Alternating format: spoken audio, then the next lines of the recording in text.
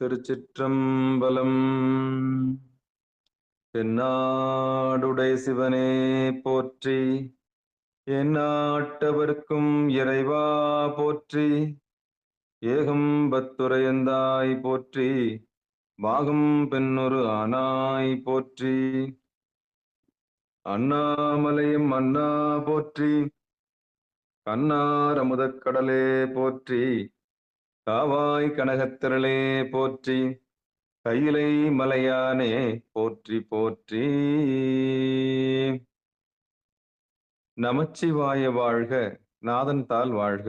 அன்பர்களுக்கு ஆன்ம வணக்கம்.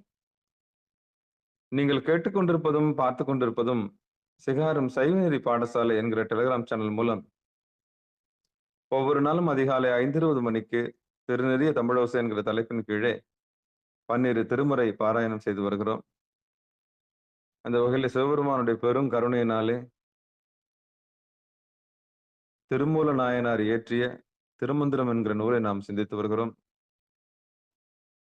நம்முடைய நிகழ்ச்சிக்கு வருகை தந்துள்ள அத்துணை அடியார் பெருமக்களுடைய பொன்னார் திருவடிகளே மனமொழி மெய்களாலே வணங்கி வருக வருக என்று வரவேற்று நிகழ்ச்சிக்குள் இனிதே நுழைவோம். திருச்சிற்றம்பலம், தில்லையம்பலம்.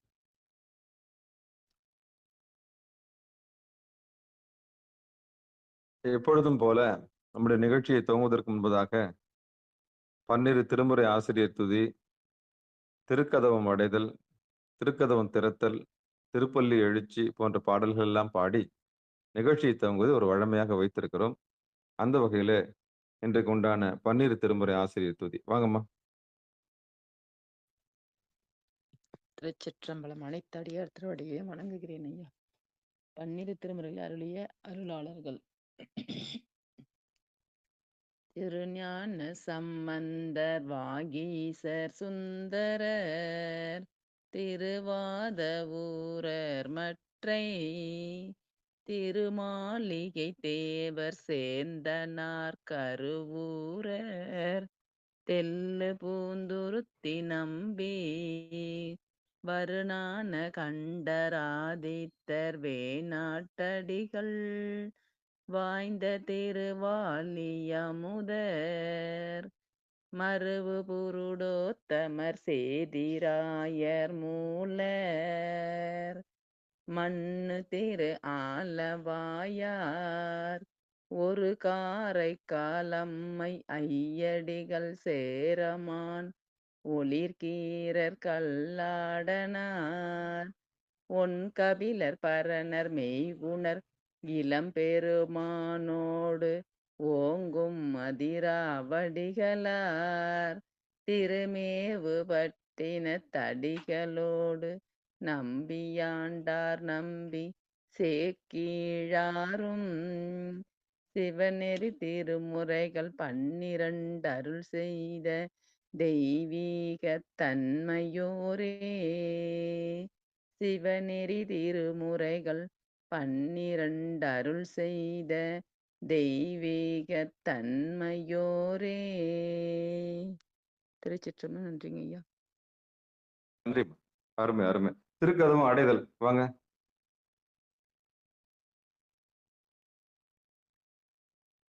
திருக்கதவம் அடைதல் யார் பண்றீங்க?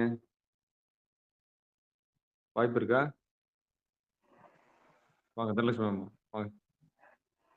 திருச்சிற்றம்பலம்.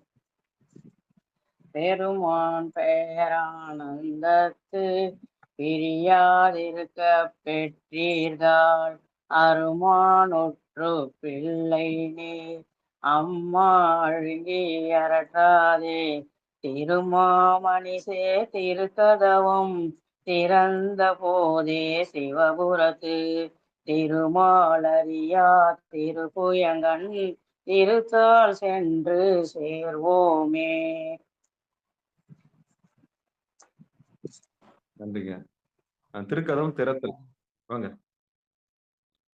மேலப்புலம்புதூர் சங்கரையா.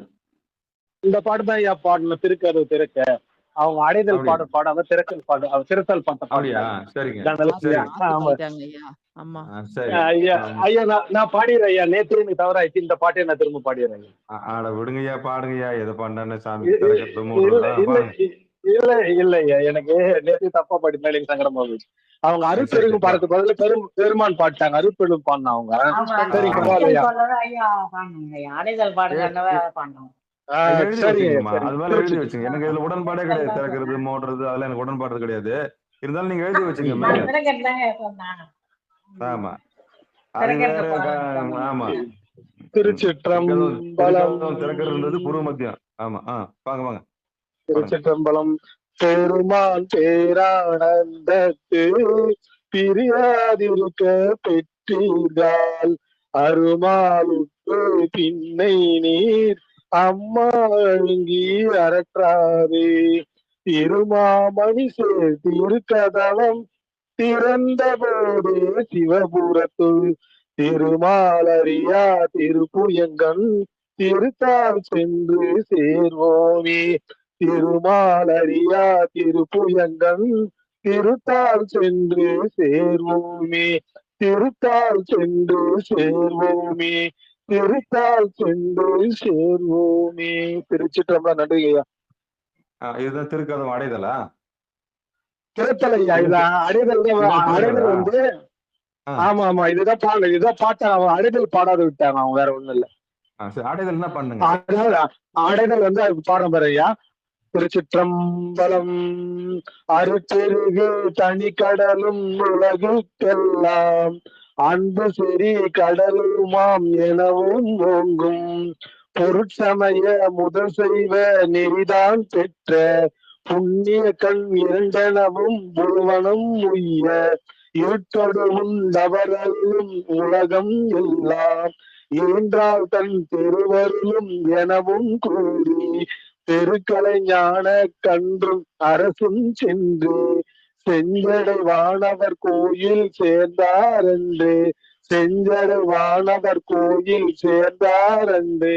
திருச்சிற்றம்பலம். நன்றிங்க. நன்றி. எது கோயிலு எது திறத்தல் அப்படின்னு தெரிஞ்சு போனா உண்மை அவ்வளவுதான். சரிங்க, நல்லது. திறத்தலும் முடிஞ்சு போச்சு, அடைதலும் முடிஞ்சு போச்சுங்க. திருப்பள்ளி எழுச்சி யாருங்க? சரஸ்வதி. வாங்கம்மா. இசை வீணையர் யாழினர் ஒரு பால் இரு கொடு தோத்திரம் இயம்பினர் ஒரு பால் துண்ணிய பிணை மலர் கையினர் ஒரு பால் தொழுகையர் அழுகையர் துவள் கையர் ஒரு பால் சென்னையில் அஞ்சலி கூப்பினர் ஒரு பால் திருப்பெரும் தூரை ஊரை சிவபெருமானே என்னையும் ஆண்டு கொண்டு இன்னருள் புரியும் எம்பெருமான் பள்ளி எழுந்தருளாயே. நன்றி ஐயா. சிவபெருமானே சிவசிவா. திருச்சிற்றம்பலம்.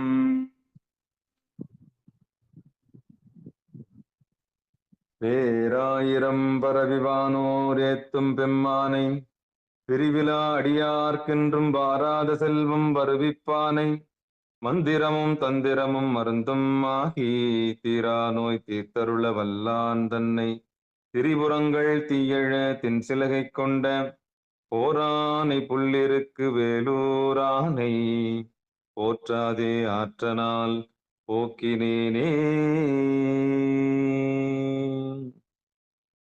அன்பர்களுக்கு ஆன்ம வணக்கம். நீங்கள் கேட்டுக்கொண்டிருப்பதும் பார்த்து கொண்டிருப்பதும் சிகாரம் சைவநெறி பாடசாலை என்கிற டெலிகிராம் சேனல் மூலம் ஒவ்வொரு நாளும் அதிகாலை 5:20 மணிக்கு திருநெறிய தமிழோசை என்கிற தலைப்பின் கீழே 12 திருமுறை பாராயணம் செய்து வருகிறோம். அந்த வகையில் சிவபெருமானுடைய பெருங்கருணையினாலே திருமூல நாயனார் இயற்றிய திருமந்திரத்தில் 3ஆம் தந்திரத்தில் நாம் தற்போது தியானம் என்கிற பகுதியை சிந்தித்து வருகிறோம். அந்த வகையில இன்றைக்கு உண்டான 3ஆம் பாடல், அதாவது 3ஆம் தந்திரத்துல தியானம், இயமம், நியமம், ஆசனம், பிராணாயாமம், பிரத்யாகாரம், தாரணை, தியானம், சமாதி என்கிற அந்த பகுதி, அந்த அலைவரிசையிலே அட்டாங்க யோக வரிசையிலே இப்ப நம்ம தியானத்திலே 3ஆவது பாடல் சிந்திக்க இருக்கின்றோம். திருச்சிற்றம்பலம். ஒன்னா நயனத்தில் உற்ற ஒளி தன்னை கண் ஒன்னா நயனத்தில் உற்ற ஒளி தன்னை கண்ணார பார்த்து கலந்தங்கு இருந்திடில் விண்ணாறு வந்து வெளிக்கண்டிட ஓடி பண்ணாமல் நின்றது பார்க்கலுமாமே. விண்ணாறு வந்து வெளிக்கண்டிட ஓடி பண்ணாமல் நின்றது பார்க்கலுமாமே.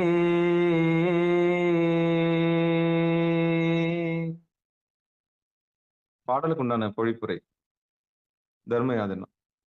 புறத்தில் உள்ளவர்களாய் பார்க்க இயலாத கண்ணில் திறவாது மூடியிருக்கின்ற நெற்றி கண்ணில் மின்னல் போல தோன்றிய ஒளியை பின் அக்கண் நிரம்ப குறைவின்றி பார்த்து அதனோடு உணர்வு ஒன்று இருப்பின் பிற முயற்சிகளுள் யாதும் செய்யாமலே அந்த ஒளியை நன்கு தரிசித்திருக்கலாம். எவ்வளவு சுலபமா நமக்கெல்லாம் ஒரு வழியை கொடுத்துட்டு போயிருக்காரு திருமூலர் பாருங்களேன்.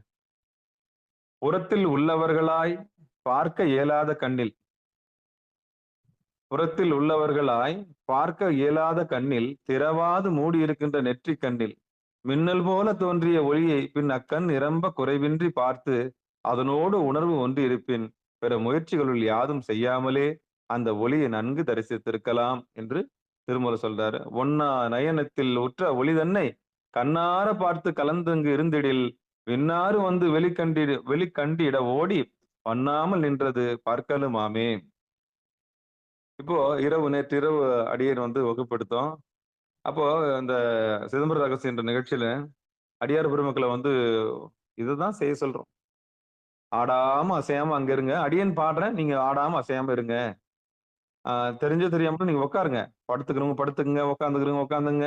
வயசானவங்க எப்படி சோபால சாஞ்சுக்குங்க. இதை விட கோயில் எதுவுமே இல்லை, உட்காருங்க அப்படின்னு சொல்லிட்டு தான் என்ன பண்றோம், சின்முத்திரை பிடிச்சிங்க. ஒன்னா நயனத்தில் உற்ற ஒளி தன்னை கண்ணார பார்த்து கலந்தங்க இருந்திடில். இதுதான் நம்ம வலியுறுத்தி சொல்றோம். ஏன்னா ஒரு ஒரு கட்டத்துக்கு மேல நீங்க 1வது படிச்சீங்க சரி, 2வது படிச்சீங்க சரி, 3வது படிச்சீங்க சரி, அப்படியே 5, 6, 7, 4, 5, 6, 7, 8, 9 இப்படி மேல மேல வர்றது தானே பாடம். இல்ல நான் 6ஆம் வகுப்புலயே தான் இருப்பேன்னு சொன்னா அது என்ன பாடாது? ஆமா, நான் 6ஆம் வகுப்புலயே இருப்பேன்னு சொன்னா அது என்ன பாடாது? அது பாடமே இல்லை, அது சாக்கடாது. நீங்க ஒரு லெவலுக்கும் மேல வரலன்னா நீ சாக்கடாது. முதல்ல ஆரம்பத்துல கோயிலுக்கு போ, ஒண்ணு வேணான்னு சொல்லல. முதல் கட்டம் ஆரம்பம் என்னது? பணிதல். சரி, இந்த உடம்பால ஓடி போய் தொண்டு செய், வேணான்னு சொல்லல.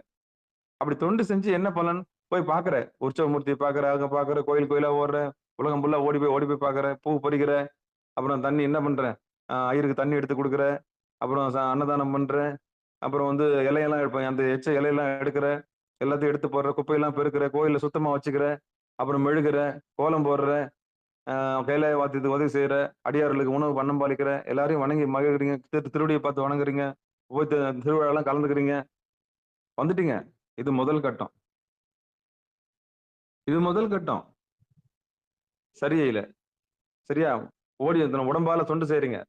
அடுத்து என்ன நிலைமை? இவ்வளவு தொண்டு செய்யறமே, நம்ம ஏன் சாமிக்கு பூஜை பண்ணக்கூடாதுன்ற ஒரு எண்ணம் வருது இல்லையா? அதுதான் கிரியை. அப்ப என்ன பண்றீங்க? இப்ப ஓடி போய் நம்ம இவ்வளவு செஞ்சுட்டு வரமே, ஏன் அவர் தான் தொடணுமா? நம்ம தொடக்கூடாதா? நம்ம ஏன் பெருமான வீட்டுல வச்சுக்க கூடாது? நமக்குன்னு ஒரு லிங்கம் வச்சுக்க கூடாதா? நம்ம ஏன் நம்ம மனமார நெஞ்சார பூஜை பண்ணக்கூடாது அப்படின்ற எண்ணம் வருது இல்லையா? அதுதான் கிரியை. நீங்க என்ன பண்ணுவீங்க? ஓடி போய் அந்த பெருமானை எனக்கு தொடணுமே, அந்த பெருமானை நான் ஏன் வீட்டுல பண்ணக்கூடாது? அதே பாலை வாங்கி நான் அபிஷேகம் பண்ணக்கூடாது? ஏன் எம்பெருமான நான் வீட்டுல வச்சுக்க கூடாது? ஏன் உடையவரை நான் வச்சுக்க கூடாது? அப்படின்ற அடுத்த லெவலுக்கு வர்றீங்க பாத்தீங்களா? இதுதான் கிரியை. நீங்க வந்து சாமிக்கு டைரக்டா வந்துட்டீங்க. முதல்ல தொண்டு செஞ்சீங்க, சரியா நடந்த தொண்டு. அப்புறம் கிரிக்கு வந்துறீங்க. கிரிக்கு வரும்போது நீங்க என்ன பண்றீங்க? அதுக்கப்புறம் ஆத்மார்த்தமா ஒரு வெறி வரும் சாமிக்கு பூஜை பண்றது. அதுக்கப்புறம் உங்க வீட்டுல என்ன பண்ணுவீங்க? 10 நிமிஷம், 3 நிமிஷம், 4 நிமிஷம், 5 நிமிஷம் கூட்டுவீங்க பூஜை. ஆமா, பெருமான கையில பிடிச்சிட்டீங்க இல்லையா? ஒரு தாம்பல் தட்டு வச்சுக்கோங்க, பால் எடுத்து வச்சுக்கோங்க, கரும்பு சாறு வச்சுக்கோங்க. ஏன்னா அங்க கோயில்ல என்னென்னலாம் பாத்தீங்களா அதெல்லாம் என்ன பண்ணுவீங்க? நீங்க இப்ப தனிப்பட்ட முறையில மோதி பார்ப்பீங்க. யாரு கூட? சாமி கூட. என்ன பண்ணுவீங்க? ஏன் சாமி என் சாமி, எம்பெருமான். எம்பெருமான் என்ன பண்ணுவீங்க? நீங்க ஒண்ணு அந்த குழந்தைலாம் விளையாடுதுல்ல, அது மாரி என்ன பண்ணுவீங்க? என் சாமி, என் சாமின்னு விளையாடுவீங்க. ஊத்துவீங்க. பால் ஊத்துவீங்க, தயிர் ஊத்துவீங்க, எல்லாம் ஊத்துவீங்க. இது ஒரு கட்டம். அப்புறம் என்ன பண்ணுவீங்க? சாமிய தொடாம சாப்பிட மாட்டீங்க. காலைய பூஜை பண்ணிட்டு தான் சாமி தொடுவீங்க. பூஜை பண்ணிட்டு தான் என்ன பண்ணுவீங்க? பூ பறிப்பீங்க, எல்லாம் தொண்டு செய்வீங்க. அப்ப என்ன பண்ணுவீங்க? எங்க உடையவருக்கு பூஜை பண்ணிட்டு வந்துருங்கன்னு சொல்லுவீங்க.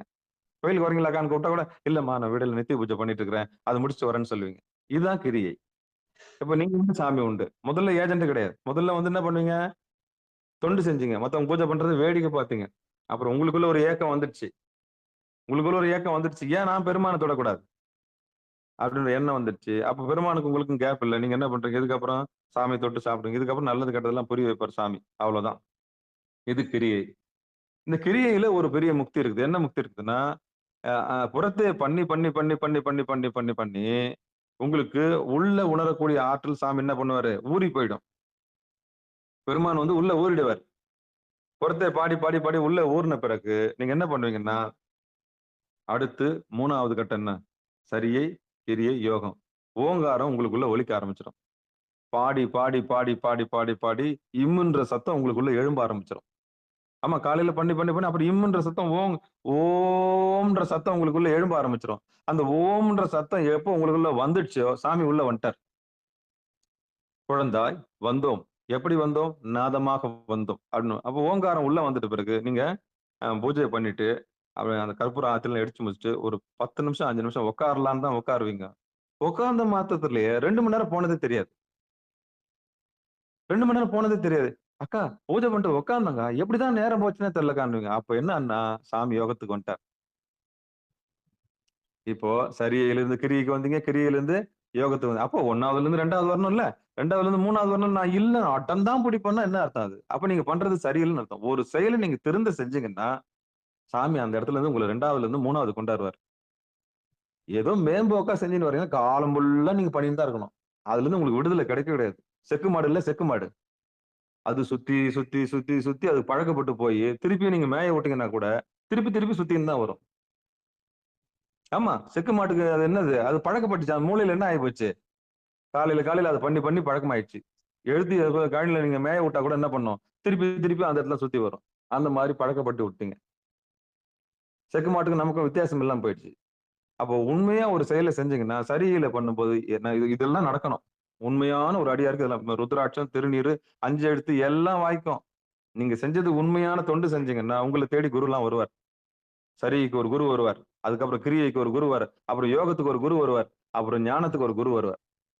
நீங்க பண்றது உண்மைன்னா, நீங்க ஈடுபாடோட இருக்கீங்கன்னு சொன்னா, நீங்க உண்மையான சிவனடியாரா இருந்தீங்கன்னா, நீங்க உண்மையிலேயே ஏகி இருக்கிறீங்கன்னா, இதான் ரகசியம். வேற எதுவும் இல்ல. இல்ல, காலம் ஃபுல்லா நான் அங்க தான் இருப்பேன்னா, எங்கேயோ ஒரு பலகீனம் இருக்குன்னு அர்த்தம். அது எந்த இடம்னு பார்த்து சரி செய்யணும். அதான் குருநாதர். ஆமா. அந்த தேக்கம் எங்கன்னு பார்க்கணும். எங்கேயோ தேங்கி இருக்கு. சாக்கடை போல தேங்கி இருக்கு. அடுத்த நாளைக்கு என்னால போக முடியல அப்படின்னா, எங்கேயோ அங்க வழிபாட்டுல சிக்கல் இருக்கு. எங்கேயோ ஒரு பலகீனம் இருக்கு.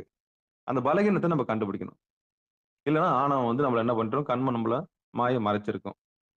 இதுதான் ரகசியம். அப்ப 1வதுலருந்து 2வது போறதுன்றது, சரியிலிருந்து கிரியை போறது. கிரியிலிருந்து யோகத்துக்கு போறோம் நம்ப. யோகத்துக்கு போம்போது, அந்த ஓங்காரம் மேல அப்ப குரு நம்மள தேடி வருவார். யோகத்துல எப்படி யோகம்? அப்பதான் இப்பதான் இந்த யோகத்துல தான் நமக்கு என்ன கிடைக்கும்? அட்டாங்க யோகம் கிடைக்குது. இப்ப என்ன கிடைக்குது? இயமம், நியமம். இந்த இயம நியமம்ன்றது சரிய கிரியை. இயமம், நியமம், ஆசனம். இப்ப ஆசனத்துக்கு வந்துட்டீங்க. இயமம், நியமம், ஆசனம், பிராணாயாமம். இப்ப வந்து அந்த பிராணனை எப்படி அயனிக்கணும்? அத பிராணனை எப்படி சாப்பிடணும்? பிராணனை எப்படி பானம் பண்ணணும்? அப்படின்ற ரகசியத்த குருநாதர் சொல்லிக் குடுப்பார். அதான் பிராணாயாமம். இப்ப திருமணத்துல பார்த்தோம் இல்லையா? ம். உத்தம பிராணாயாமம்னு சொல்லுவாங்க. அந்த உத்தம பிராணாயாமம்ன்றது சொல்லுங்கம்மா. உத்தம பிராணாயாமம்ன்றது இதுதான். பிராணாயாமத்த சொல்லி தர்றதுக்கு ஒரு குரு வருவார். நீங்க பண்ணது வாழ்க்கையில இதெல்லாம் கடந்து கடந்து நீங்க வந்துட்டீங்கன்னு சொன்னா, பிராணாயாமத்த சொல்லி தர்றதுக்கு ஒரு குரு வருவார். அப்போ இயமம், நியமம், ஆசனம், பிராணாயாமம். இந்த பிராணாயாமத்துக்கு அப்புறம் பிரத்யாகாரம். ஏன்னா பிராணாயாமத்த பயிற்சி செய்யணும்ல. அந்த பயிற்சி செய்யறதுக்கு தான் பிரத்யாகாரம். எது ஒண்ணும் உழைக்காம கிடைக்காதுங்க. நோகாத நோம்பு கும்பிடலான்னு பார்த்தா முடியாது.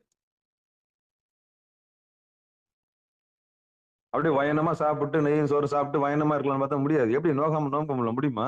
உழைக்கணும். மாற்றம்ன்றது என்னது? உழைக்காம வருமா? மாற்றம்ன்றது என்னது? உழைக்காம வருமா? நான் எதுவுமே பண்ண மாட்டேன். அப்படியே நோகாம வந்து அப்படியே கைலாயத்துல தூக்கி அப்படி வச்சிருவாங்களா? அப்படிதான் எதிர்பார்க்குது. எல்லாமே சொகுசா எதிர்பார்க்குது இந்த மனசு. உழைக்கணும், உழைக்கணும். உழைக்காம எப்படி கிடைக்கும்? உழைக்காம எப்படி கிடைக்கும்? மாற்றம் ஒண்ணு நடக்கணும்னா எப்படி மாற்றம் நடக்கும்? உழைக்காம நடக்குமா? அப்ப அந்த உழைப்புன்றது ஒண்ணு இருக்கு இல்லையா? அது எப்படி உழைக்கணும்னா, பிராணாயாமன்றது ஒண்ணு குருநாதர் சொல்லிக் குடுத்தத மேலையும் கீழையும் பண்ணி பார்க்கணும்.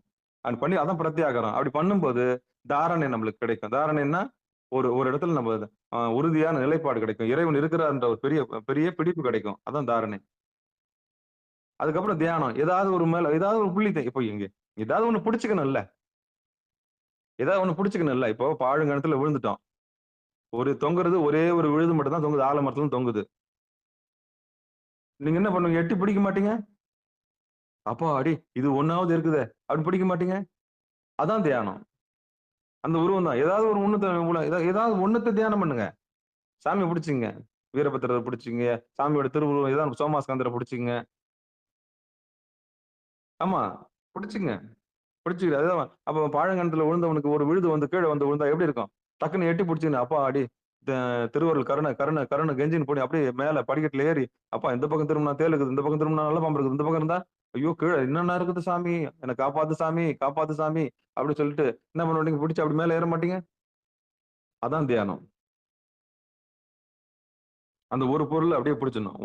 ஒன்று என்று இரு, தெய்வம் உண்டு என்று இரு. ஒன்று என்று இரு, தெய்வம் உண்டு என்று இரு.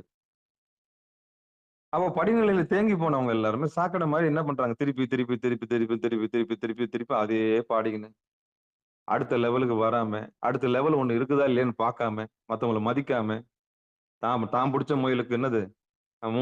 நான் பிடிச்ச முயலுக்கு 3 கால்ன்ற மாரி அடம் பிடிச்சுன்னு அங்கேயே இருக்கிறது. அப்போ தேங்கி போனவங்களுடைய வாழ்க்கை என்ன ஆகும்? தேங்கி போன நாத்தம் தான் அடிக்கும். நான் கத்துக்க மாட்டேன். கட்டுறது கைமண்ணளவுன்ற புத்தியே இன்னும் வரல. எந்த வயசுல வேணாலும் கத்துக்கலாம். எப்ப வேணாலும் கத்துக்கலாம். நிறைவடையாதுங்க. இன்னைக்கு வரல நிறைவு கட்டுறது மட்டும் என்னைக்குமே நிறைவடையாதுங்க. கத்துக்கினே தான் இருக்க முடியும். அது நிறைவுறாதது. சாமியோட திருவடி மட்டும்தான் நிறைவுறது. பரிபூரணமானது.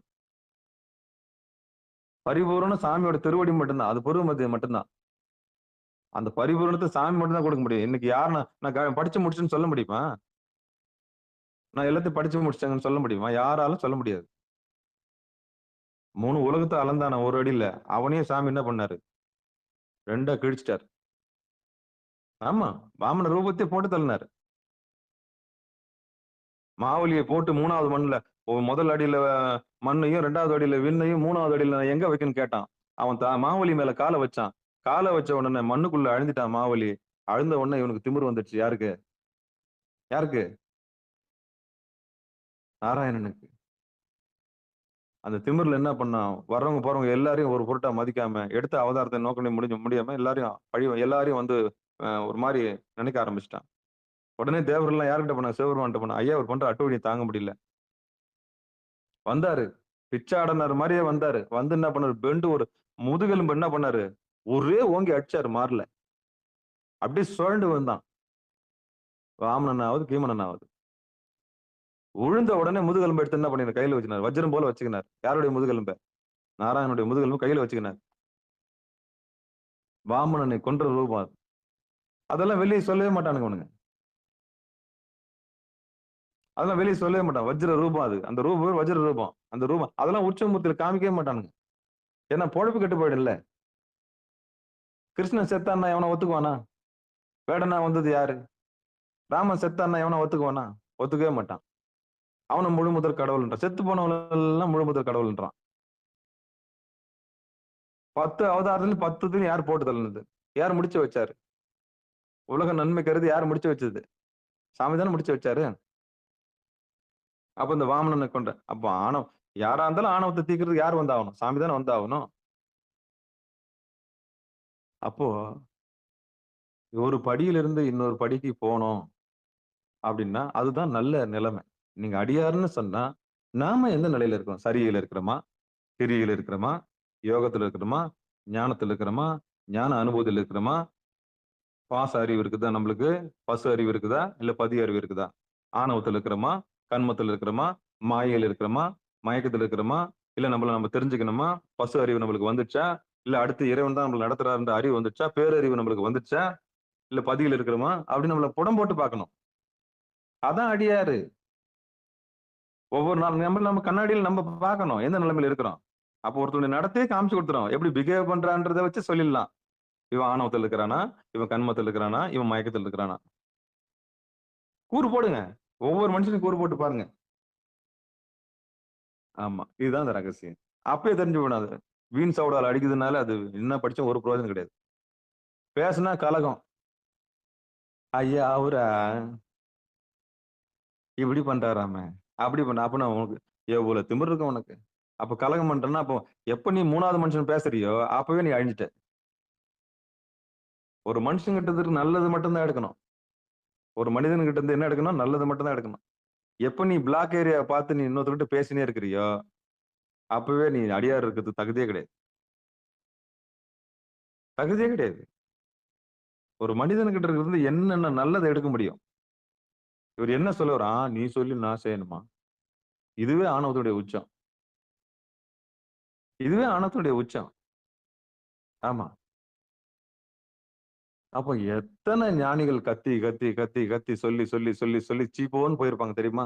நொந்து போயிருப்பாங்க. அதனால தான் வாயே திறக்காம என்ன பண்ணிட்டாங்க? மௌனமா போயிட்டாங்க. இவங்ககிட்ட எடுபடாது. இது உலகத்தினுடைய நியதி இது. இப்படிதான் இருக்கும் உலகம். கோடியில ஒருத்தன் தான் தேறுவான். கோடியில ஒருத்தன் தான் கோடீஸ்வரனா இருப்பான். அவன் பணத்தால கோடீஸ்வரன் இல்ல. கோடியில ஒருத்தன் ஈஸ்வர சொரூபத்தை அடைவான். சாலோக, சாரூப, சாயுஜ்ய, சாமீபத்துக்கு போவான். எல்லாராலும் போக முடியுமா? முடியாது. வர்றவங்க எல்லாரும் சொல்றத அப்படியே கேட்கறாங்களா? இல்லையே. கேட்கறது கிடையாது. செவி மடுக்கிறது கிடையாது. ஒட்டகத்தின் காதுல கூட ஊசி இதுல ஒட்டகத்தினுடைய தலை கூட நுழைஞ்சிருமா. ஆனா பணக்காரன் வந்து சிவபெருமான் கிட்ட வரவே மாட்டான். அந்த பணத்தை இவர் என்ன பண்ணா? வராது, வராது. இது விவிலியம் சொல்லுது. பணத்திமிருக்கு கொண்டாந்து சேர்க்குமா? வராது. படிப்பு கருவம் கொண்டாந்து சேர்க்குமா? வராது. அவங்களுக்கு இதெல்லாம் வாய்க்குமா? வாய்க்காது. ஈமத்துக்கு வருவாங்களா? வரமாட்டாங்க. நியமத்துக்கு வருவாங்களா? வரமாட்டாங்க. யோகத்துக்கு வருவாங்களா? வரமாட்டாங்க. ஈயமம், நியமம், ஆசனத்துக்கு வரமாட்டாங்க. நான் ஏன் உட்காரணும்? எனக்கு தான் 5 மூட்டை 60 இருக்குது. நான் ஏங்க உட்காரணும்? 5 மூட்டை 60 இருக்குது. வண்டி இருக்குது. போனா அது எங்க வேணாலும் போவேன். எங்க வேணாலும் ஃபிளைட்ல நினைச்சா இங்க இங்கிலாந்துல இருப்பேன். அப்ப நாளைக்கு ஜெர்மனில இருப்பேன். எனக்கு என்னங்க? அப்படின்னும். அப்ப அவங்களால வர முடியுமா? உள்ள யோகத்துக்கு வர முடியாது. படிப்பு கருவம் உள்ள வர முடியாது. செல்வம் படைச்சவனு இங்க வர முடியாது. 2 பேருக்கும் இந்த உலகம் இங்க அருள் உலகத்துல இடமே கிடையாது. ஆனா இது 2த்தையும் தூக்கி எறிஞ்சிட்டு அப்பா நீ போட்ட பிச்சைப்பா நான் உயிரோட இருக்கிறத அப்படின்னு எவன் ஒருத்தன் நினைக்கிறான்னா அவனுக்கு ஈயமும் கிடைக்கும், நியமம் கிடைக்கும், ஆசனம் கிடைக்கும், பிராணாயாமம் கிடைக்கும், பிரத்யாகாரம் கிடைக்கும், தாரணை கிடைக்கும், தியானம் கிடைக்கும், அப்புறம் சமாதி கிடைக்கும். நிச்சயம் கிடைக்கும். சாமி அவங்க வழி வழி நிச்சயம் கிடைப்பார், கொடுப்பார். இதுதாங்க பக்குவம். ஆமா இதுதான் பக்குவம். உடல் பொருள் ஆவி நடத்துறது இறைவன் தான்ற அறிவு என்னைக்கு உங்களுக்கு வருதோ அன்னைக்குதான் பணிவும் பக்தியும் நிச்சயம் வரும்.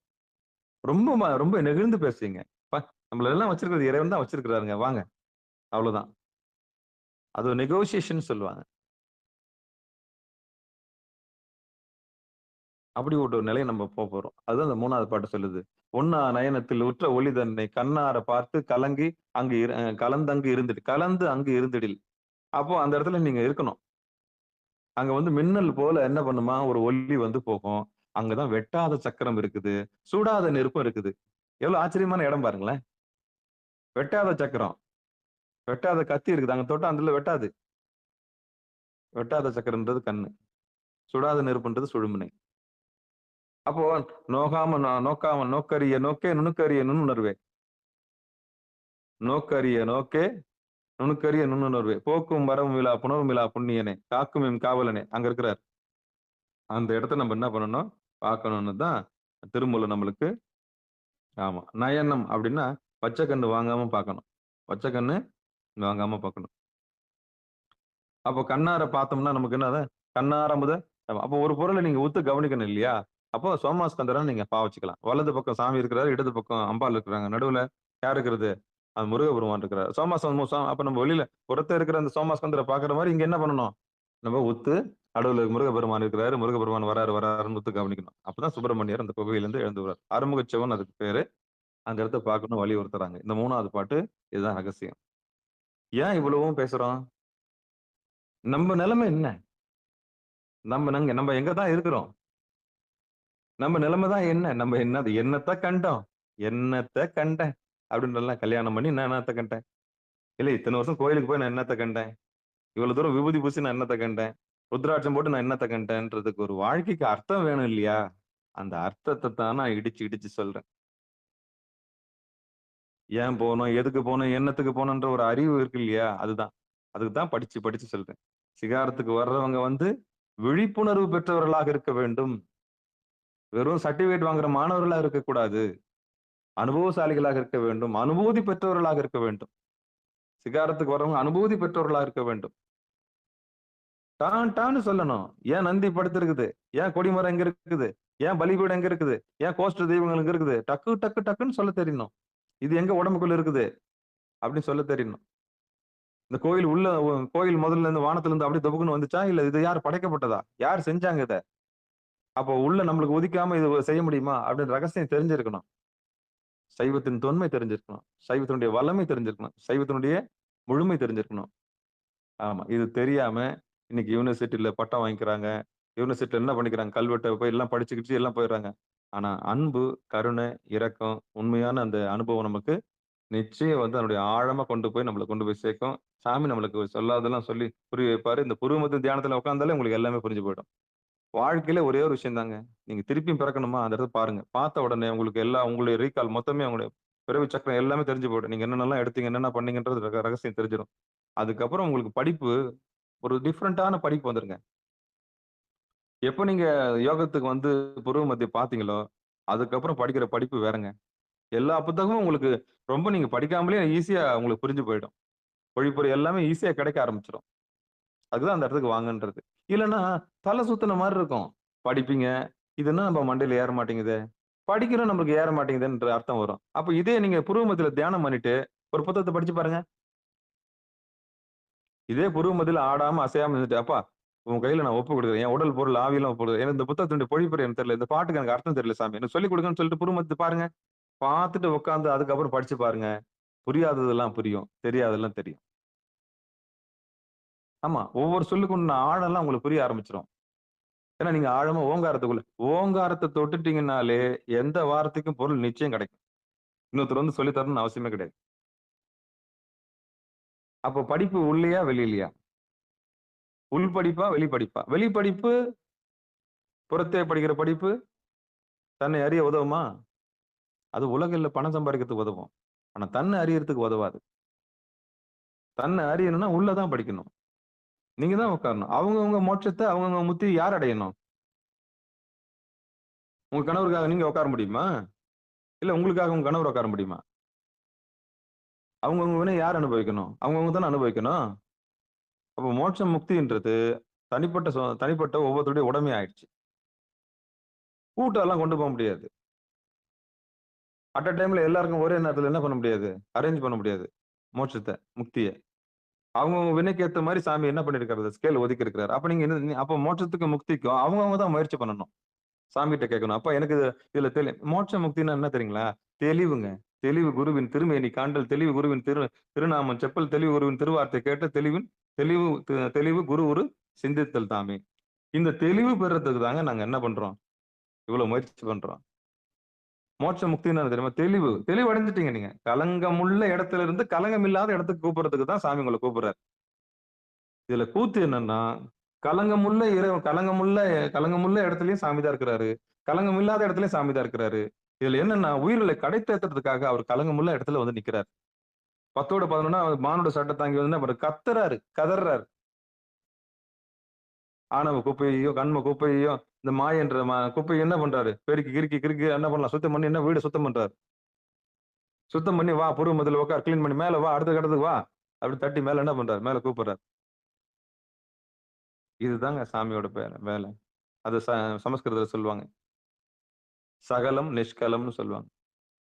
நமக்காக சாமி சகலத்துல இறங்கி வராரு. நமக்காக சாமி சகலத்துல இறங்கி வராரு. எதுக்கு? நிஷ்கலத்துக்கு போறது. புரிஞ்சுச்சா? சரி. இப்ப இந்த ஒரு பாட்டு உங்கள உய்வடை செய்யும்.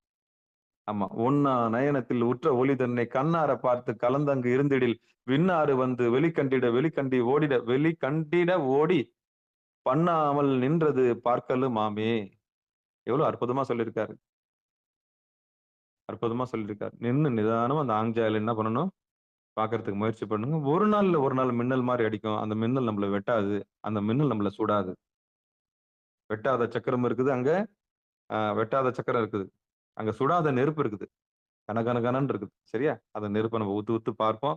ஒரு நாள் இல்ல ஒரு நாள் நிச்சயம் வந்து அந்த இதுல நமக்கு ஒரு பெரிய நிலைப்பாடு கிடைக்கும். அதுக்கப்புறம் நீங்க வாழ்க்கையில சொல்ல மாட்டீங்களா? எதுக்குப்பா பிராணன் போற அளவுக்கு பேசிட்டு இருக்கான்பா குழந்தை. ஒரு நாள் உங்களுக்கு தெளிய வந்துரும். தெளிய வந்த பிறகு அனுபூதியில என்ன பண்ணுவீங்க? உள்ளேயே வாழ்த்துவீங்க. அந்த வாழ்த்து எனக்கு பெரிய புண்ணியத்த தரும். அங்கதான் திருக்கதவம் திறத்தல் நடக்கும். அங்கதான் திருக்கதவம் அடைதல் நடக்கும். அதுதான் உண்மையான திருக்கதவம் திறத்தல். அதுதான் உண்மையான திருக்கதவம் அடைதல். அங்கதான் திருப்பள்ளி எழுச்சி பாட முடியும். அதுதான் உண்மையான வீடு. அந்த வீட்டுக்கு தான் இவ்வளவு லோல் போறோம் நம்ம. அந்த வீடு திறக்கிறது தான். சரியா? புறத்தே கிடையாது. புறத்தேன்றது ஒரு புறக்காரணி அவ்வளவுதான். புறக்காரணி அதுதான். உள்ள நுழையறதுக்கு ஒரு அடையாளமா இருக்குது. பெரியவங்க விட்டுட்டு போன ஒரு சாட்சி தான் என்னது? கோயில். உண்மையை உணர்றதுக்கு சிவாச்சாரியார்னா என்ன? உண்மையை சொல்றதுக்கு தான் சிவாச்சாரியார். அவர்தான் உண்மையான சிவாச்சாரியார். பாப்பா, என்ஜான் உடம்புக்கு சிரசு தான் பிரதானம். என்ன என்ன உண்மையை சொன்னா வியாபாரம் கட்டிடும். உண்மையை சொன்னா என்ன கட்டிடும்? வியாபாரம் கட்டிடும். அதனாலதான் அந்த எல்லாம் பொழைச்சிருக்காங்க. கோயில்னு ஒண்ணு இருந்தா என்ன பண்றாங்க? பூ விக்கிறாங்க, அப்புறம் கடை விக்கிறாங்க, எல்லாம் பண்றாங்க. எல்லாம் ரைட்டு. சாமி இருக்கிறாரு. அப்ப ஒரு பக்கம் நடக்கத்தான் செய்யுது. எல்லாரும் நம்பி இருக்கிறாங்க. ஆனா தேடல்னு ஒண்ணு வந்த பிறகு அடுத்த நிலைக்கு நீங்க வரும்போது சில விஷயங்களை நீங்க கடந்துதான் ஆகணும். சில விஷயங்களை நம்ம கடந்துதான் ஆகணும். அப்ப 6வதுல இருந்து 7வது போய் தானே ஆகணும். குழந்தை இப்ப 6வது, அம்மா அந்த வாத்தியார் எனக்கு பிடிக்குமா, இந்த மிஸ் எனக்கு ரொம்ப பிடிக்குமா அப்படின்னு சொல்லிட்டு நம்ம அங்கேயே இருக்க முடியுமா? 6வதுலயே சரி சரி செல்லம், இந்த முறை நீ அந்த மிஸ் கூடயே இருந்துட்டு நீ அங்கேயே இருக்கிறியா? 6வதுல இருக்கிறியா? போயேன் செல்லம் அப்படின்னு சொல்லிட்டு பஸ் திருப்பி வேன் ஃபீஸ் எல்லாம் கொடுத்து போய் அனுப்புவீங்க. அடம் பிடிக்குது, நான் 7வது போக மாட்டேன், எங்க மிஸ் எனக்கு பிடிக்குது, எனக்கு மிஸ் அந்த மிஸ் எனக்கு நல்லா இது பண்ணி தருவாங்க, அந்த மிஸ் எனக்கு முடியுமா? அது மாதிரிதான் கோயில். போனோமா, படிச்சோமா, உண்மையை தெரிஞ்சோமா, நம்ம அடுத்த லெவலுக்கு போனோமான்னு இருக்கணும். இல்ல நான் அங்கேயே தான் இருப்பேன்னா அது தேக்கம் தானே. இதுதான் ஒரு படிநிலை. அப்போ ஆரம்ப கட்ட சாதகர்களுக்கு எல்லாமே வேணும். ஓடுங்க. ஓடினேன் ஓடிச் சென்று உருவம் காண்டலும் நாடினேன் நாடிற்று நமச்சிவாய. போய் பாரு. பாக்குறதெல்லாம் நமச்சிவாயமா பாரு. கையெடுத்து கொடு. எல்லாம் கண்ட கோயில் எல்லாம் கையெடுத்து கும்பிடு. பாக்குறதெல்லாம் தெய்வமா கும்பிடு. வேணான்னு சொல்ல. பார்த்துட்டு வா. பார்த்துட்டு வா. பார்த்துட்டு வா. ஓடினேன் ஓடிச் சென்று உருவம் காண்டலும் நாடினேன் நாடிற்று நமச்சிவாயவே. கடைசியில நிக்கிறது நமச்சிவாயம் தான். அப்புறம் நமக்குள்ளதான் இருக்கிறான்றது ஒரு உண்மை நம்ம உணர்ந்துக்கலாம். அப்படின்னா இதெல்லாம் ஓடி ஓடி உட்கலந்த ஜோதியை நம்ம என்ன பண்ண போறோம்? கடைசியில நமக்குள்ள தேடி வர்றதுதான் படிநிலை. இந்த படிநிலைக்கு வந்தவங்களுக்கு தான் பாடம் எடுக்க முடியும். ஆமா. சரிங்களா? அப்ப அடுத்த பாட்டுக்கு போலாம். யார் படிக்கிறீங்க? சிவரும் 4வது பாட்டு. நமச்சாங்க ஐயா. வாமா அடியேன் படிங்க. படிக்கிறேங்க ஐயா. வாங்கம்மா. திருச்சிற்றம்பலம். ஒரு பொழுது உன்னார் உடலோடு உயிரை ஒரு பொழுது உன்னார் உயிருள் சிவனை ஒரு பொழுது உன்னார் சிவனுரை சிந்தையை ஒரு பொழுது உன்னார் சந்திர பூவையே. திருச்சிற்றம்பலம். நன்றிங்க ஐயா. நல்ல முயற்சி. அடியன் மாதிரி பாடுறதுக்கு முயற்சி பண்ணிருக்கீங்க உங்களுக்கு சிவபெருமானே. நீண்ட நாள் ஆசைங்க ஐயா.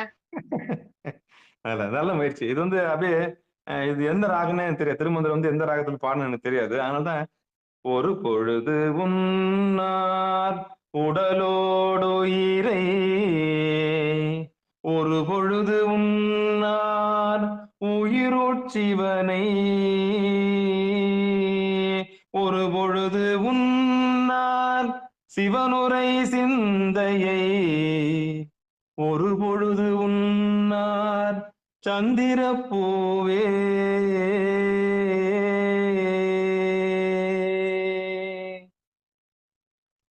அவ்வளவுதான். நன்றிம்மா. இதை உள்வாங்கியிருக்கீங்க. நல்லா அழகா எடுத்து பாட்டீங்க. நன்றிம்மா, நன்றிம்மா. இதுக்கு பொழிப்புரை படிச்சிடலாம். ரொம்ப நான் படிக்கிறதுனாலயோ, பாடுறதுனாலயோ பெரிய ஆள் கிடையாதுங்க. சொல்றதுனால நான் வந்து என்னையும் நீங்க என்ன பிரிச்சிடாதீங்க. ஒரு சக உயிர். என்னது? சக உயிர். ஒரு ஆன்மா இன்னொரு உயிருக்கு, இன்னொரு ஆன்மாவுக்கு என்னது சொல்லணும்னு துடிக்குது. அவ்வளவுதான்.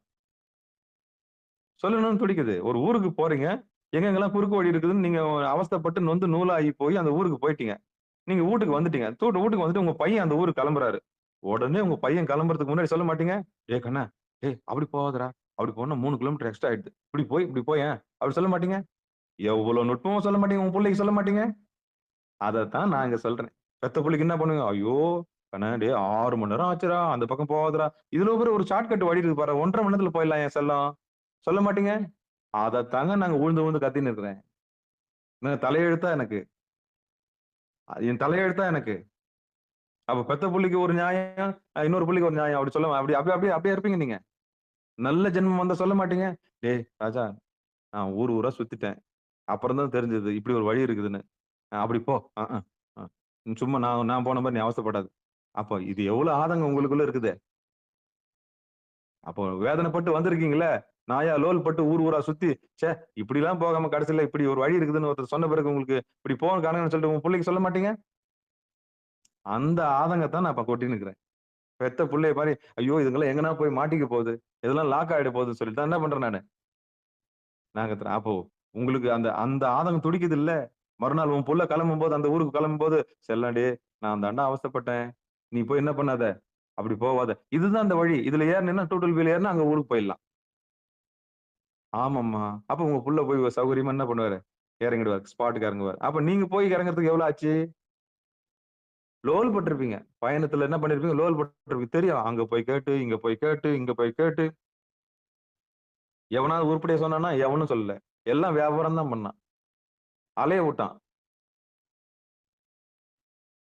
உண்மையிலே அலைய விடுவான். நீங்க போறீங்களா பெரிய பெரிய நகரத்துக்கு போனீங்கன்னா, ஆமாங்க. பக்கத்து தெருவுல தான் அட்ரஸ் இருக்கும். உங்கள ஈஸியா ஏமாத்துறான் ஆட்டோக்காரன். எப்படி தெரியுமா கூட்டின்னு போவான்? இந்த பக்கம் ஒரு இது கூட்டின்னு போவான். அந்த பக்கம் கூட்டின்னு போவான். எப்படியும் 10 நிமிஷம் ஆக்கிடுவான். துட்டு குடுங்க ரூ. 500 கேட்பான். ஏன் சொல்லுங்க?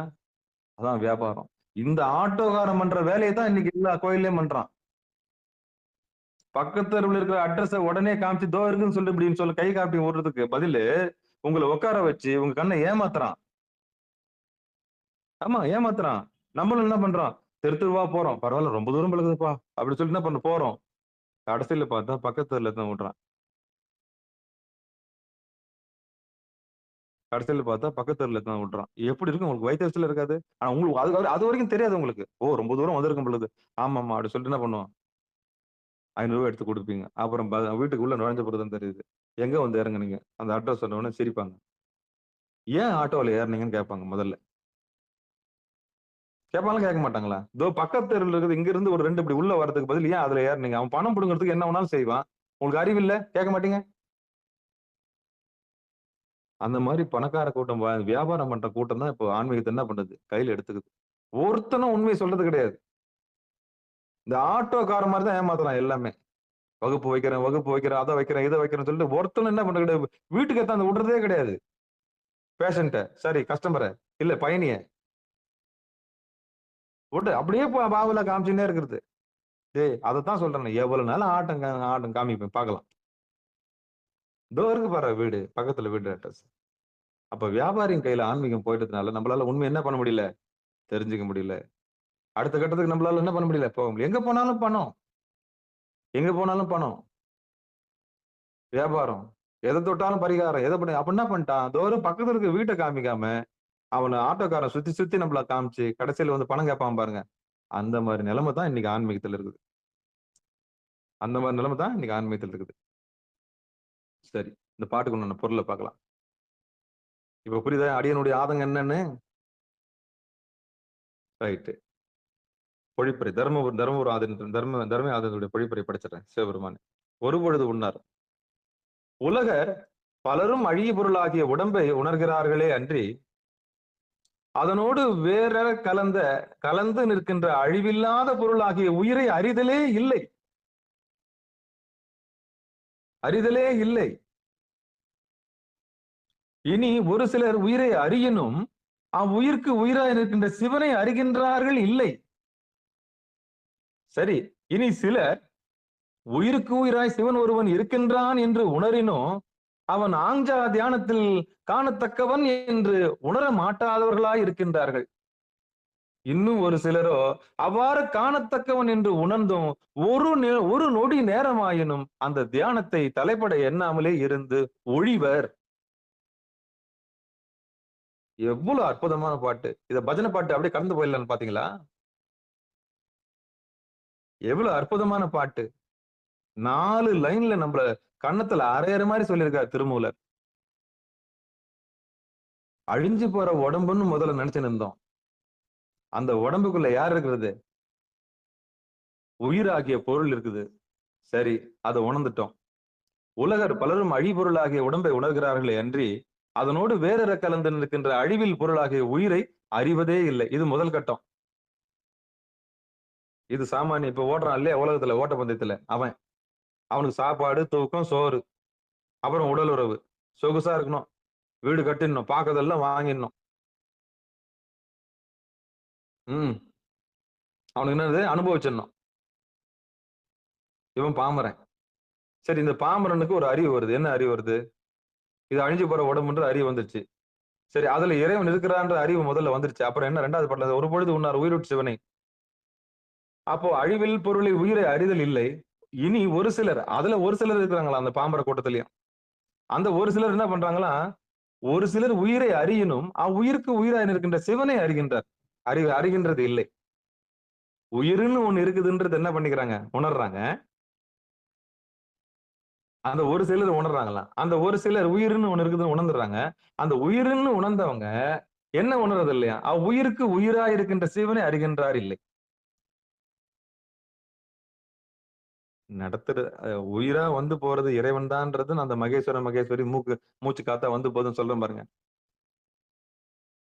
அதான் அது உணர்றது இல்ல. உயிர் இருக்குதுன்னு உணர்ந்துட்டாங்க. ஒரு சில பாமரனுக்கு அவள்தான் சாப்பிடுறது, தூங்குறது, உடல் உறவு, சாப்பிடுறது, தூங்குறது, உடல் உறவு, தூக்கம், வேலைக்கு போடும், என்ன பண்றான், ஏது பண்றது தெரியாது. அவன் பாம்பரான், விட்டுருங்க. அவள்தான் அவனை பாவம் விட்டுருங்க. பாவம் அப்பாவை விட்டுருங்க. அவனுக்கு ஒரு அறிவு வருது. என்ன அறிவு வருது? உயிர்னு ஒண்ணு இருக்குது உடம்புல, அது செய்ய வேண்டியது செய்யணும். சாப்பிட்டீங்களா? விசாரிக்கலாம். சாப்பிட்டீங்களா, கொண்டீங்களா விசாரிக்கலாம். அதான் பேசிக் அறிவு. உயிர்னு ஒண்ணு இருக்குது இல்ல, ரைட். அப்படி உயிர்னு ஒரு சிலர் உணர்ந்துட்டாங்களாம். அப்படி ஒரு சிலர் உயிர் இருக்குதுன்னு உணர்ந்துட்டவங்க என்ன பண்ணாங்க, அந்த உயிருக்கு உயிரா சிவபெருமான் தான் இருக்கிறாருன்னு ஒரு சிலர் தான் உணர்ந்தாங்களாம். இது எப்படி? பக்குவப்பட்ட ஆன்மா. ஒரு சில ஓரளவுக்கு பக்குவப்பட்ட ஆன்மா. முதல்ல ஓரளவுக்கு பக்குவப்பட்ட ஆன்மா உயிர்னு ஒண்ணு இருக்குன்னு உணர்ந்துருச்சு. அப்புறம் மதிக்க ஆரம்பிச்சிருச்சு. 2வது, அந்த உயிருக்கு உயிரா சிவபெருமான் தான் இருக்குதுன்னு உணர்ந்துருச்சு. இது 2வது கேட்டகரி. அந்த உயிருக்கு உயிரா சிவன் ஒருவன் இருக்கின்றான் என்று உணரினும் அவன் ஆஞ்சா தியானத்தில் காணத்தக்கவன். அவன் ஆஞ்சா தியானத்தில் காணத்தக்கவன் என்று உணர மாட்டாங்க. அவங்க தான் அந்த 3வது கேட்டகரி. இப்ப அந்த முதல் கேட்டகரி உயிர்னு உணர்ந்துருச்சு. 2வது கேட்டகரி உயிருக்கு உயிரா இருக்கிறது சிவபெருமான் உணர்ந்துருச்சு. 3வது கேட்டகரி அவன் புருவமதில் தான் இருக்கிறான், அவன் ஆஞ்சா தியானத்தால் காணத்தக்கவன் என்று உணர மாட்டான். ஒரு சிலரோ இந்த 3வது இடத்தையும் உணர்ந்துருவாங்களாம். இப்போ முதல் கேட்டகரி சாதாரண பாவம் விட்டுருங்க. உலகத்துல ஓடிட்டு இருக்கான். அவன் ஏன் ஓடுறான், எதுக்கு ஓடுறான், என்னத்துக்கு ஓடுறான் தெரியாமலே ஓடிட்டு இருக்கான். அவன் புக் பண்ணுவான், கைலாசத்துக்கு புக் பண்ணுவான், அங்க புக், நாங்கெல்லாம் போனாங்க, இங்க போனோம், அங்க போனோம், 276 தலமும் போனான்னு சொல்லுவான். ஏன்னா அவன்கிட்ட பணம் இருக்குது. பாவம் அவன், அப்பாவி அவன். எதுக்கு போறோம், என்னத்துக்கு போறோம் தெரியாம போயிட்டான். உயிர்னு ஒண்ணு இருக்கிறதே மதிக்காமல் என்ன பண்ணான், இருக்கிற திமிர்ல போயிட்டான், சம்பாதிக்கிற திமிர்ல போயிட்டான், சொகுசுனால போயிட்டான். விட்டுருங்க. எல்லாம் இருக்குது இல்லையா அவங்ககிட்ட தான், எல்லாம் 5 மூட்டை 60 இருக்குது இல்லையா, நினைச்சா காரு, நினைச்சா பிளைட்டு, போ. ஆனா உயிர்னு ஒண்ணு உணராமலே போனான்னா அவன் பாம்பரன் தான். அவனோட ஏழை வேற யாருமே கிடையாது. அவனோட ஏழை வேற யாருமே கிடையாது. இது முதல் கேட்டகரி, அது பாம்பரன். 2வது கேட்டகரி உயிர்னு ஒண்ணு இருக்குதுன்னு தெரிஞ்சுக்கிறான்ல, இந்த உடம்புக்குள்ள உயிர்னு ஒண்ணு இருக்குது, நடத்துறது நம்மள மீறி ஒரு சக்தி இருக்குதுங்கன்னுவான். யாருன்னா பாருங்களேன், நம்மள மீறி ஒரு சக்தி இருக்குதுங்க அப்படின்னுவான். நம்ம எதுவும் நம்ம கையிலயா இருக்குது அப்படின்னுவான். இவன் உயிர்னு இருக்கிறது உணர்ந்துட்டான். இது 2வது கேட்டகரி. அந்த உயிரோட நம்ம உயிரை நடத்துறது இறைவன் தான் உணர்றான் பாத்தீங்களா, உயிருக்கு உயிரா சிவபெருமான் தான் இருக்கிறான்னு உணர்ந்துட்டான். இது 3வது கேட்டகரி. ரெண்டாவது கேட்டகரியாவது நமக்கு மேல ஒரு சக்தி இருக்குதுன்னு சொல்லுவான். அவன் அதுக்கப்புறம் அந்த எல்லையை விட்டு தாண்டி வரமாட்டான். உயிர் இருக்குன்னு உணர்ந்துட்டான், அவ்வளவுதான். ரெண்டாவது அந்த உயிருக்கு உயிரா சிவபெருமான் தான் இருக்கிறாருன்ற அறிவுக்கு வந்தான் பத்தி, அதான் 3வது கேட்டகரி. 3ஆ பிரிச்சுக்கங்க. முதல்ல பாமரன், 2வது உயிர் இருக்குன்னு உணர்ந்துட்டவன், 3வது அந்த உயிருக்கு உயிரா சிவபெருமான் இருக்கிறான்றத உணர்ந்துட்டு வந்தா 3வது பீப்புள். சரி, அந்த உயிருக்கு உயிரா சிவபெருமான் இருக்கிறான்னு தெரிஞ்சு 4வது ஒரு பீப்புளுக்கு இறைவன் வந்து உணர்த்துறாரு. அப்பா இறைவன் இருக்கிறான், சரி, அவன் எங்க இருக்கிறான்? நியாயம் தானே? நியாயம் தானே இது? முதல்ல கடவுள் இல்லைன்னு சொன்னேன். அப்புறம் உயிர் இருக்குதுன்னு ஒத்துக்கினேன். அந்த உயிருக்கு உயிரா சிவபெருமான் இருக்கிறான்னு ஒத்துக்கினேன். முதல்ல கடவுள் இல்லைன்னு சொன்னேன், நீ நாத்திகத்துல இருந்த. எதையும் ஒத்துக்க மாட்டேன். பகுத்தறிஞ்சு தான் நான் பார்ப்பேன்னு சொன்னேன். நான் ஆராய்ச்சி பண்ணி தான் கடவுளை ஒத்துக்குவேன்னு சொன்னி, வா வந்து தொலை, எல்லாம் இயற்கைன்னு சொன்னேன். உன் புத்தியில உனக்கு உறைஞ்சு உன் மூத்திரத்துல இருந்து மூத்திரம் வெளியே வர முடியாம உன் கிட்னில போய் ஆபரேஷன் பண்ணும்போது அப்புறம் ஆண்டவா ஆண்டவான்னு கத்த ஆரம்பிச்சு, ஓ அப்பதான் உணர்ற உயிர்னு ஒண்ணு இருக்குது உடம்புல, நடத்துறது இறைவன் தான் அறிவு உனக்கு வருது. அதுக்கு முன்னாடி கடவுள் இல்லைன்னு சொன்னேன். உன் புத்தியில இப்போ உரைக்குது, உன் ஜென்மத்துக்கு உரைச்சிருச்சு, நடத்துறது இறைவன் தான். அப்போ முதல்ல ஆணவ திமிர்ல என்ன பண்ணிட்ட, ரத்த தோர்ல இல்லைன்னு சொல்லிட்ட கடவுள். அதுக்கப்புறம் ஏதோ ஒரு ஸ்பாட்டு உடம்புல ஏதோ ஒரு பாட்டு ஒண்ணு குறையும் போது என்ன பண்ணிட்டேன், ஆஹா உயிர்னு ஒண்ணு இருக்குதுங்க, எல்லாம் நம்ம கையில இருக்குது, ஆண்டவன் கையில ஒரு புத்தி வருது, அதான் உயிர் இருக்குது ஒத்துக்கிற. 3வது உன் ஜென்மத்துல உரைக்குது, என்ன உரைக்குது, அந்த உயிருக்கு உயிரா சிவபெருமான் தான் இருக்கிறான்னு 3வது கேட்டகரி வந்துட்டேன். 3வது வரல பாஸ் பண்ணிட்டேன், ரைட்டு, பக்குவப்பட்டு வந்துட்டேன். அதுக்கப்புறம் எங்க இருக்குன்னு கேட்கணும்ல. கடவுள் இருக்குதுன்னு சொன்னா அவன் இருக்கிற இடத்த காமிச்சு கொடுக்கணும்ல. அவன் தான் ஆச்சாரியார், அவன் தான் உண்மையான ஆச்சாரியார். சும்மா பாவலை பண்ணான்னா அவன் அந்த ஆட்டோக்காரன் தான். வியாபாரம் பண்றான் ஆட்டோக்காரனுக்கு அவனுக்கு வித்தியாசமே கிடையாது.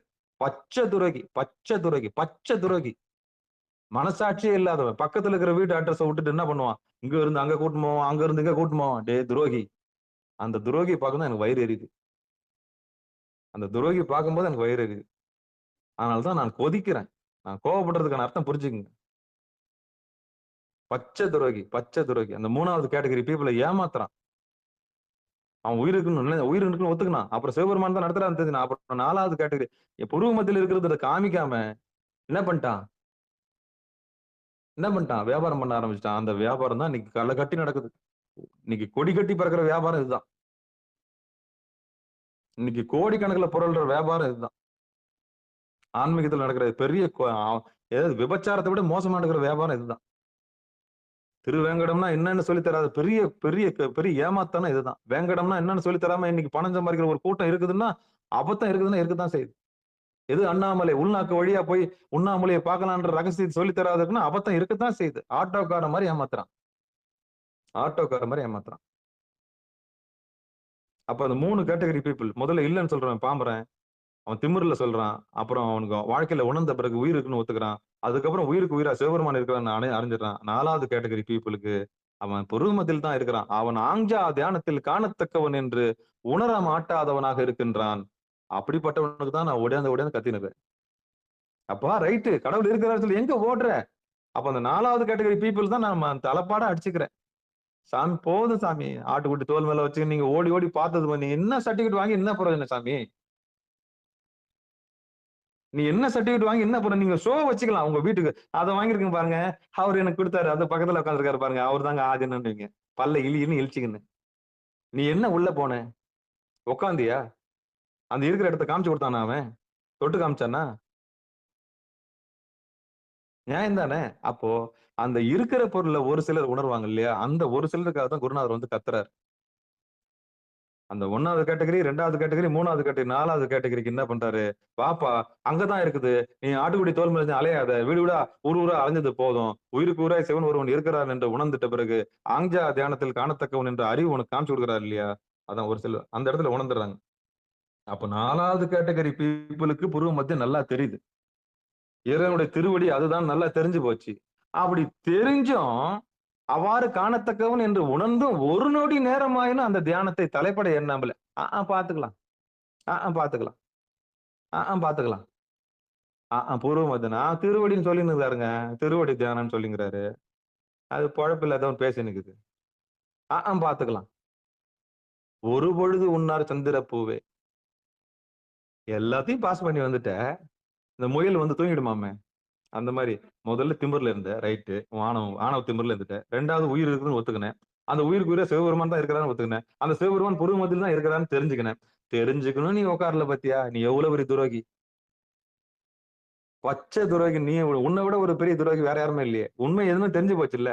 சாமியோட திருவடி எதுவும் தெரிஞ்சு போச்சுல்ல. அதுக்கப்புறம் ஒரு 10 நிமிஷம், அரை நிமிஷம் நேரம் மட்டில் திருப்புகழ்ல வருது இல்ல, அரை நிமிஷ நேர மட்டில் காண மாட்டியா, பார்க்க மாட்டியா, புருவ மத்திய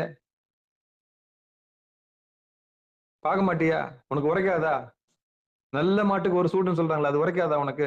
அதான் அப்ப 1வது கேட்டகரியா நீ? இல்லையே. தேறிட்டு இல்ல, உயிர் இருக்குன்னு ஒத்துக்கினேன். 2வது உயிருக்கு உயிரா சிவபெருமான் இருக்கான்னு ஒத்துக்கினேன். அந்த சிவபெருமான் புருவ மத்தியில் இருக்கிறான்னு ஒத்துக்கினேன். இருக்கிற ஒத்துக்கின பிறகு அண்ணாந்து பாக்குறதுக்கு கோபுர தரிசனம் கோடி புண்ணியம்.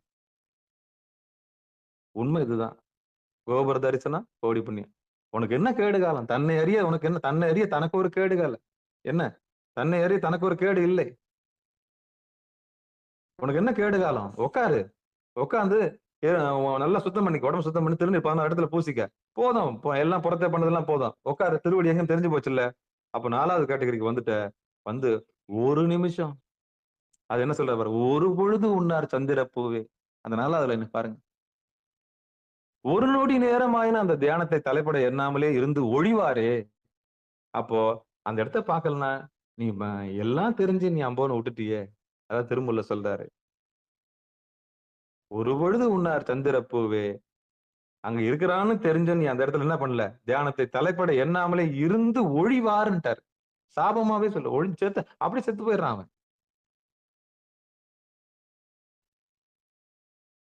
ஆமா, ஒரு பொழுதுன்றாரு. ஒரு கன நேரம் அடி பார்க்க மாட்டியா? அந்த இடத்துல உனக்கு ஒரு ஒளி கிடைக்காதா? அங்க நிலைக்க மாட்டியான்னு தான் சொல்லப்படுதுங்க. தியானத்தினுடைய சிறப்பு பாருங்களேன். சிவபெருமானு. அப்ப நீங்க எந்த கேட்டகரியில இருக்கீங்க? நல்லா உங்களை நீங்களே பரிசோதனை பண்ணிக்கங்க. எந்த ஆட்டோக்காரங்கிட்ட ஏமாந்தீங்க? எந்த ஆட்டோக்காரங்கிட்ட ஏமாந்தீங்க? நல்லா உங்களை படம் போட்டு பாருங்க. எவன் உங்களை ஏமாத்துறான்னு நல்லா பாருங்க. இந்த உலகம் வியாபார உலகம். இந்த உலகம் விபச்சாரம் என்ற உலகம். உலகத்தின் நோக்கமே வியாபாரம் இல்ல, விபச்சாரம் தான். வியாபாரம் பண்ணாலே விபச்சாரத்துல தான் முடியும். அது திருவடியை காண்பிக்காது ஒருபோதும். அது உலகம் சந்தை மாதிரி. அது வெளியே தலை விட்டாலே உங்க கதை கந்தலாயிடும். உள்ள இருக்கிற இறைவனை பாக்குறதுக்கு வந்துருங்க. நீங்க முதல் நிலையில இருக்கீங்களா? உயிரை உணர்ந்துட்டீங்களா? உயிருக்கு உயிரா இருக்கிற சிவபெருமான் தானே உணர்ந்துட்டீங்களா? அப்படி சிவபெருமானோட ஏற்படும் புருவ மத்தின்னு தெரிஞ்சு போச்சா? தெரிஞ்சு இன்னும் உட்காராம இருக்கீங்களா? நீங்க எந்த நிலையில இருக்கீங்க? முடிவு பண்ணிக்கோங்க, உணருங்க.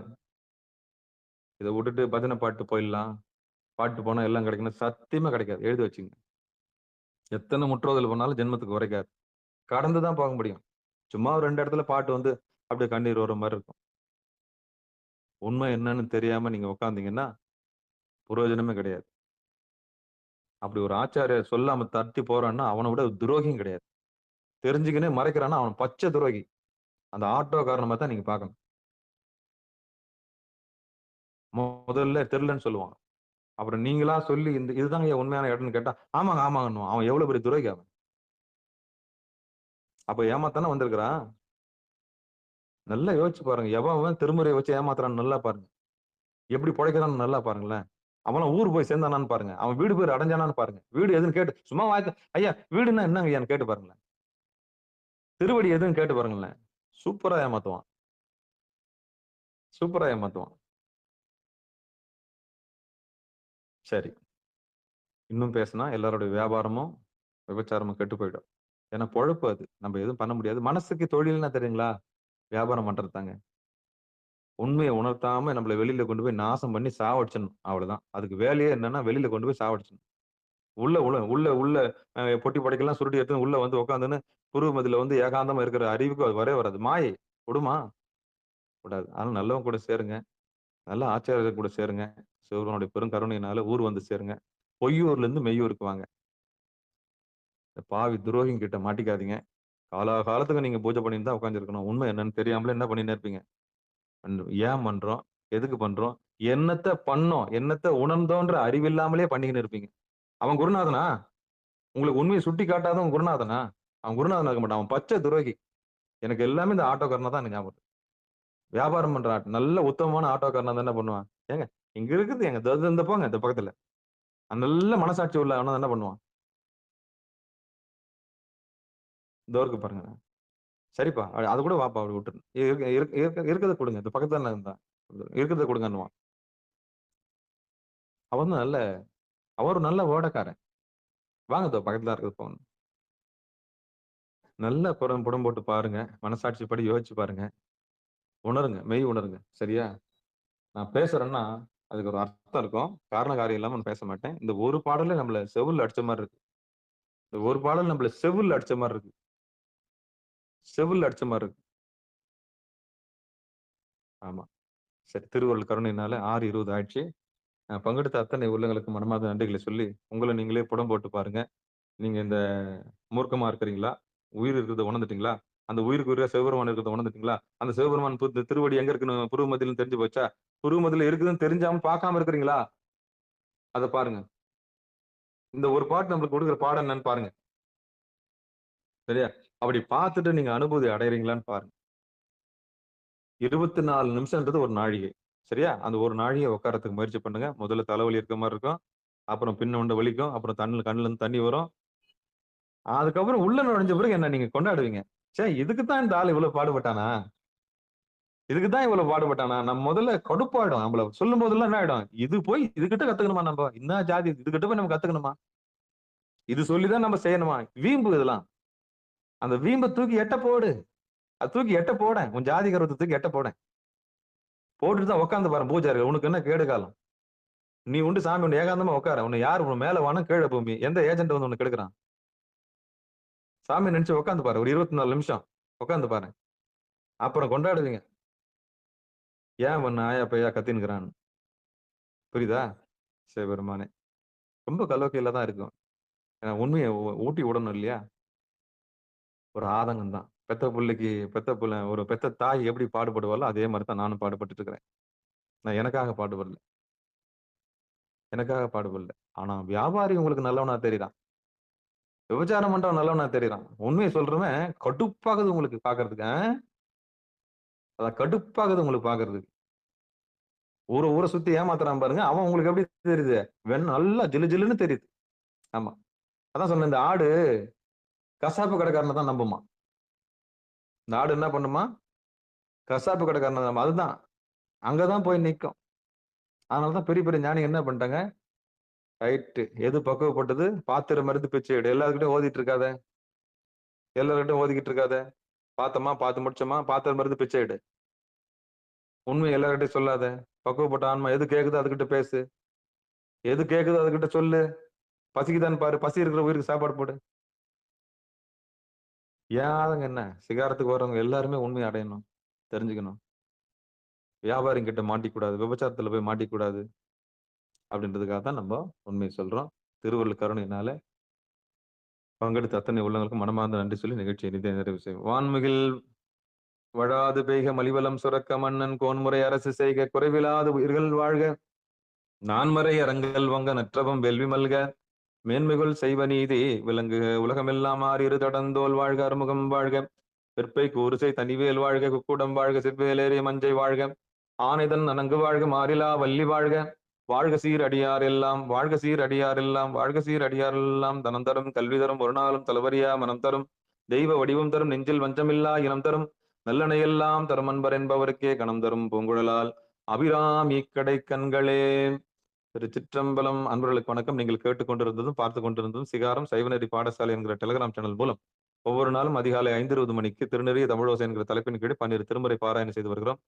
அந்த வகையில் சிவபெருமானுடைய பெரும் கருணையினாலே திருமூல நாயனார் இயற்றிய திருமந்திரம் என்கிற நூலை நாம் தற்போது சிந்தித்து வருகிறோம்.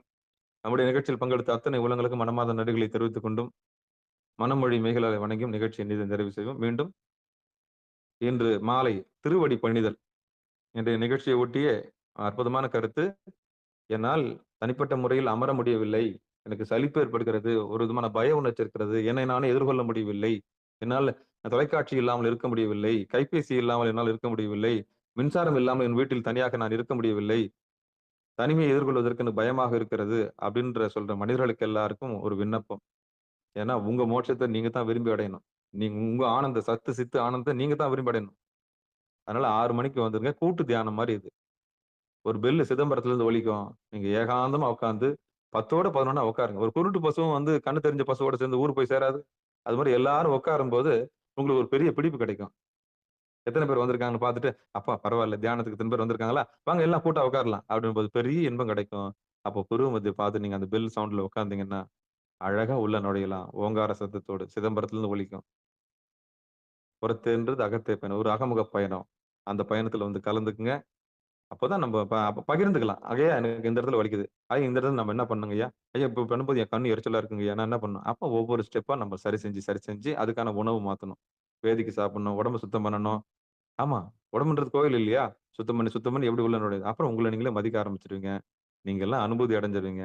நடமாடும் தெய்வமா, பிரகாசமா ஆயிடுவீங்க. உங்கள சுத்தி நீங்க ஒரு ஆலமரமா மாறிடுவீங்க. நீங்க படுத்துட்டீங்கன்னா, உங்கள தேடி எல்லா கிளியும் வர ஆரம்பிக்கும். அதுக்கப்புறமா தான் அடியனுடைய அரும உங்களுக்கு புரியும். அதுவரைக்கும் என்னுடைய அரும உங்களுக்கு புரியாது. நான் ஒரு பெரிய கடோர கஜம் மாரி பேசுற மாரி தெரியும். திமிரு புடிச்சு அலையுதுன்னு மாரி உங்களுக்கு தெரியும். எவ்ளோ திமிரு இருந்தா அது இவ்ளோ பேசுதுன்னு நெனைப்பீங்க. அது எல்லாமே நல்லதுக்கு தான். சரியா? நான் எனக்காக பேசிக்கல. நான் ஒரு வியாபாரின்னு நீங்க நெனச்சிடாதீங்க. புரியுதா? எல்லா வியாபாரமும் அநியாயத்துக்கு போய் விபச்சாரத்துல தான் முடியுது. அப்படி நடக்கிற ஒரு ஆளா இல்லாம, சாமிக்காக பண்ற ஒரு பெரிய அற்புதமான ஒரு ஒரு கருவியா என்ன சாமி வச்சிருக்காருன்னு மட்டும் நெனச்சுக்கங்க. சரியா? சிவபெருமானே! சிவா! திருச்சிற்றம்பலம். மீண்டும் அந்த இரவு நேரத்துல 6 மணிக்கு வந்தீங்கன்னா, அந்த எல்லாரும் சேர்ந்து உட்காரும்போது நீங்களும் உட்கார்ந்தீங்கன்னா நல்லாருக்கும். வடக்கு நோக்கி உட்கார்ந்து கீழ கோரப்பாய் போட்டு, தர்ப புல்ல இருந்தா உட்கார்ந்து சோஃபா அந்த சோஃபால உட்கார்ந்து கால் மேல கால் போட்டுன்னு, சின்முத்திரைய வச்சுக்கின்னு எல்லாரும் உட்காரும்போது நீ உட்கார்ந்தீங்கன்னா, உங்களுக்கு ஒரு பெரிய நல்ல வைப்ரேஷன் கிடைக்கும். சரியா? நல்ல ஒரு அனுபவம் கிடைக்கும். ம். சரி. பங்கெடுத்த அத்தனை உள்ளங்களும் மீண்டும் ஒருவன் நன்றி சொல்லி நிகழ்ச்சியை நிறைவு செய்வோம். நன்றி அனைவருக்கும் வணக்கம்.